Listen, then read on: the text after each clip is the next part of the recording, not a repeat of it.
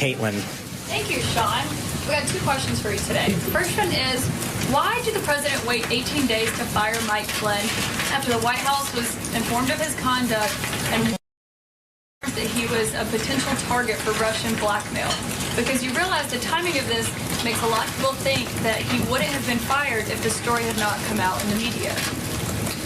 Well, I think, first of all, let's look at the timeline. Sally Yates came here on the 26th of January.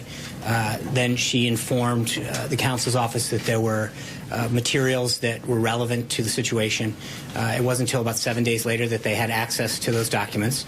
After that time, they did what you should do, frankly, is an element of due process, reviewing the situation. They informed the president right away after they were informed of her giving us a heads up, and ultimately the president made the right decision. But I guess the question, or the point that I would put back on you is somebody came over, gave us a heads up on a situation, told us there were materials. We were provided those materials 7 days later, reviewed those materials, underwent a process of reviewing the situation, and ultimately the president made a decision, and it was the right one. So I think that the process worked, frankly, when you think of the time in which we had the information to make the decision that the president made.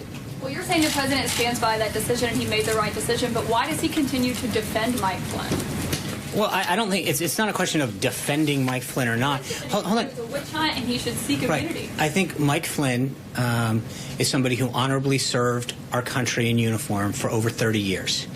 And I think, as he's noted, Lieutenant General Flynn was asked for his resignation because he misled the vice president.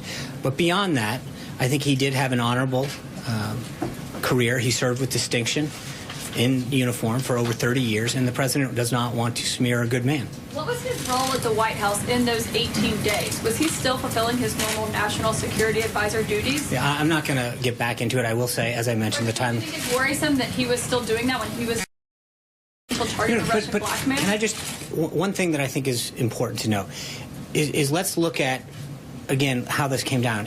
Someone who is not exactly a supporter of the president's agenda, who a couple days after this first conversation took place refused to uphold a lawful order of the president's, who's not exactly someone that was excited about President Trump taking office or his agenda. She had been, hold on, Caitlin, hold on. No, Caitlin, let me answer the question. She had come here, given a heads up, told us there were materials, and at the same time, we did what we should do. Just because someone comes in and gives you a heads up about something and says, I want to share some information, it doesn't mean that you immediately jump the gun and go take an action.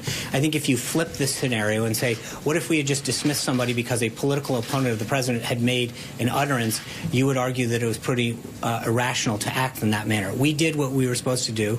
The president made ultimately the right decision, and I think he was proven that How is she a political opponent of the president? She was the acting attorney general that he appointed by the Obama administration and a strong supporter of Clinton. So that's